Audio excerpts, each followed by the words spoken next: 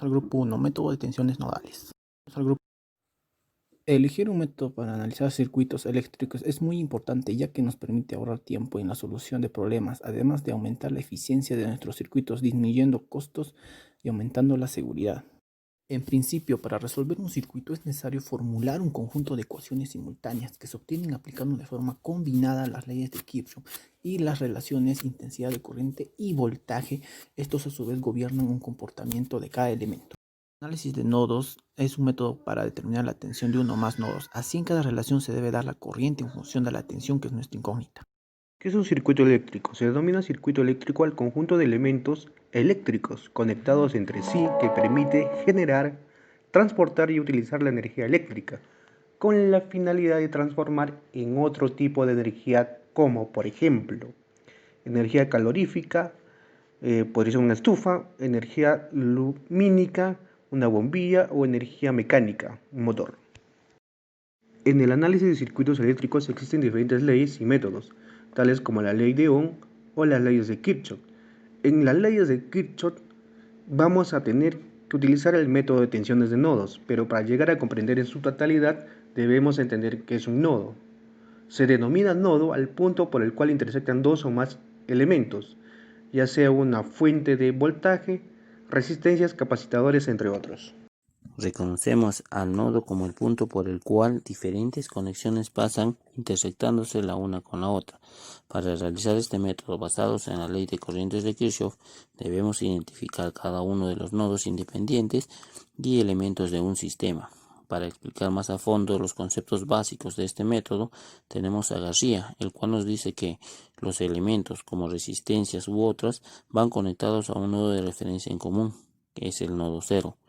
El método de nodos tiene como fin encontrar el voltaje entre cada uno de los nodos presentes. Por otro lado, para hallar los voltajes en los nodos 2, 3 y 4, utilizaremos el principio fundamental de la ley de corrientes de Kirchhoff, que nos dice que la sumatoria de corrientes que ingresan a un nodo es igual a la sumatoria de corrientes que salen del nodo.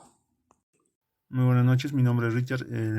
Voy a exponer el ejercicio número 1, hallando los voltajes de cada constancia.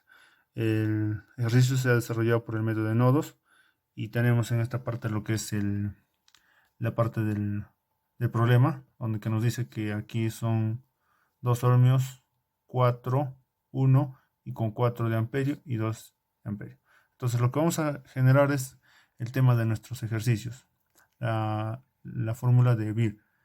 Este corriente va a ser este voltaje sobre resistencia. Entonces lo que nos estamos nosotros generando en esta parte del ejercicio es que dice B1, o sea, del nodo B1, ya menos 0. ¿Por qué 0? Porque esto está viniendo para este punto. Entonces nos dice B1 menos 0 sobre 2. 2 de resistencia de ohmios. Entonces una vez realizado esto, el 2, la corriente 2, hacemos lo mismo. B1 menos B2, B1 menos B2. ¿Quién está yendo? 6 de resistencia. Entonces ponemos 6 de resistencia y el 3. Una vez generado esto, lo que nosotros hacemos ecuaciones del nodo de B1. Nos dice que corriente 1 más corriente 2 va a ser igual a 4. ¿Por qué 4? Porque va subiendo 4 amperios. Entonces, lo que estamos realizando solamente es reemplazar a nuestros fórmulas que ya está dado ya. Una vez que reemplazamos, ejecutamos lo que es la ecuación del nodo 2. Igualito, nos dice que corriente 3 más corriente 4 va a ser igual a corriente 2 más 2. Entonces, nuevamente volvemos a reemplazar, que dice B2 sobre 2 más B2 sobre 1 menos, ¿por qué? Porque esto pasa a esta parte, entonces pasa con signo negativo.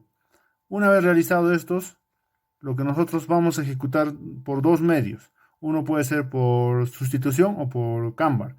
Entonces lo que yo he desarrollado es por método de Kanban.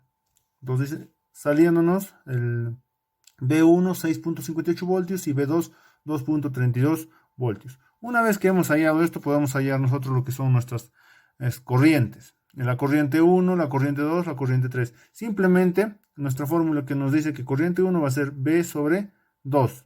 Como ya está generada nuestra fórmula, reemplazamos. B1 nos vale 6.58. Entre 2, 3.29 amperios. Igualito corriente 2, 0.32 amperios, 0.32 amperios y 2.32 amperios. Muchas gracias, les habló Richard Silvestre.